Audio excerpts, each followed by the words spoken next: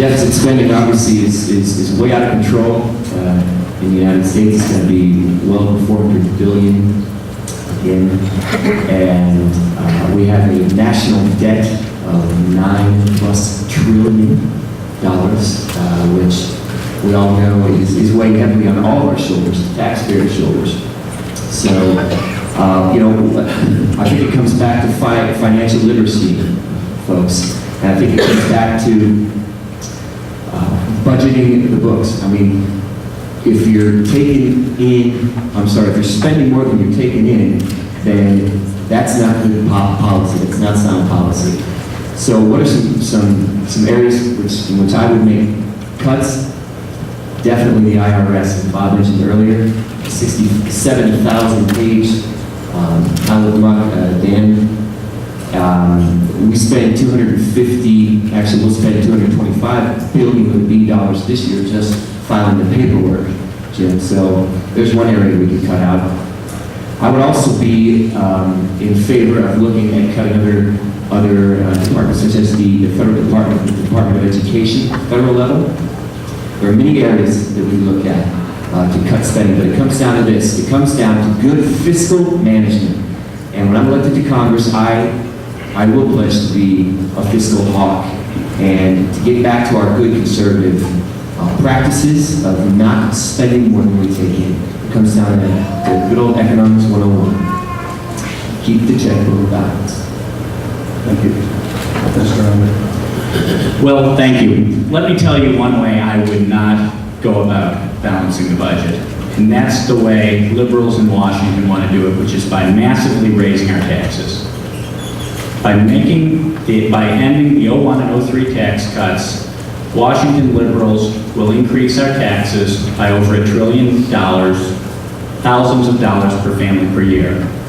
And then Senator Lieberman, Barbara Boxer proposed to raise energy taxes by $1.2 trillion per year over 10 years. No, if we're going to balance our budget, we're going to do it by policies that encourage economic growth, and then we can grow our way out of it if we have the will to restrain federal spending. And how do we do that? Well, by one thing, by comprehensive earmark reform, by line item veto, and by just looking at every line and containing spending. Back I remember over the years, many times you hear about budget cuts. Almost never at the federal level is there really a budget cut. In all honesty, it's usually a slowing of the rate of increase that congressional liberals wanted to spend on those government programs. Now we have to contain spending. And by fostering economic growth and pro-business, pro-employer, pro-worker economic policies, we can grow our way out of the deficit. Thanks. Thank you, Mr. Bush. We mentioned one way already is getting rid of earmarks. I totally get rid of them. If there's a good bill, if the University of Missouri needs something, let's put it in the bill and let's get it for them. Let's fight for it. And every other thing too. No earmarks. They're totally gone. I would do away with the Federal Department of Education. I don't think we need it. I don't understand why we have it. I don't know what its purpose is. That needs to be at the state level. And even more importantly, at the local level. If you want your kids to have good schools, go down to the school board meeting and fight for it and get good education for your kids. We don't need somebody in Washington, D.C. down this house spending our money. And who knows how many hundreds of thousands of dollars just go to keep that department going shuffling papers. And I would end all foreign aid. Our liberal counterparts tell us that the rest of the world hates us. Well, if they hate us with us giving them money, why not let them hate us without us giving them money? And I would totally in that. My wife keeps cringing because I am not a politician. I am just a guy that thinks about stuff. I'm a guy that sits around with my buddies and think, and we come up with ideas that I keep hearing from both sides of the aisle. It's going to take a long time to take care of this. No, it wouldn't. Right now, don't write that check to Chile, to Argentina, to Britain. Don't write that check to them. And how much money do we have? Thank you. Thank you, Mr. Luetkemeyer. Yep. I think deficit spending at the federal level is causing us a lot of problems. One of the problems, though, with the reason for the deficit spending, well, it's a number of problems. One of them is our war on terror. I think it's one of the situations that we have to take a look at and sort of have a off-budget type approach to that. I think the balance of the budget needs to be able to be balanced. Here in Missouri, we have a balanced budget statute that says our budget has to be balanced. When I was in the House back in 1998 2005, we brought the governor to his knees and forced him to make cuts instead of raising their taxes. And I think that's what we have to do in Washington. Start prioritizing. Under Blunt, we're going to have a balanced budget and a surplus. We can do it. It takes willpower. It takes effort. It takes the prioritization of how you want to spend those dollars.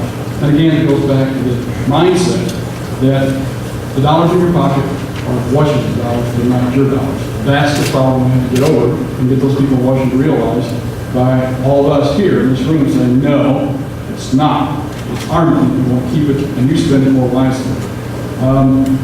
I would support the line item veto. I think that that's a good place to start, giving the president the ability to trim the budget where he feels it can be trimmed. Somebody's got to take authority, somebody's got to take responsibility, and it's a good place to do that at the federal level from the standpoint it works for us at the state and work at the federal level as well. But again, I think when you start looking at the federal budget, don't be misled by the fact that we have a deficit from time to time. Part of it is due to the defense of our country, which is the priority of this government that we have, is to defend our country and defend the country and allow us to be able to take advantage of all this wonderful opportunity we have to live this rich country with us. Thank you. The line item veto and performance-based budgeting and all of those things keep together with the experience that I've had in the last 8 years dealing with a mega budget and the state level prepares me to go fight for that and work for that at the federal level. But my feeling about the national debt, I have another way that I would approach it. And that is one of the ways that we approach it at the state level, and that is to pass business-friendly legislation. We have gone from a deficit, in Missouri to surplus in Missouri because of passing business-friendly legislation. We have brought business back into Missouri because of that. And we can bring business back into the United States if we do the same. However, I believe the immediate thing we need to do to work our way out of the budget deficit is to build nuclear power plants starting today, oil refineries starting today, drill offshore starting today, drill in Anwar starting today, and develop alternative energy resources. That will pump more money into our federal budget than you can imagine. We are about to, in the next 3 years, if all goes well, build a second nuclear power plant in Callaway County. And it's going to be one of the biggest boons for our state and, of course, my district that I represent right now, just because we're building a nuclear power plant. Think if we would have the resolve to do all of that in our nation, the money would be pumped into our nation, that we could work our way out of this deficit very quickly. And I'm going to work toward that. You can count on it.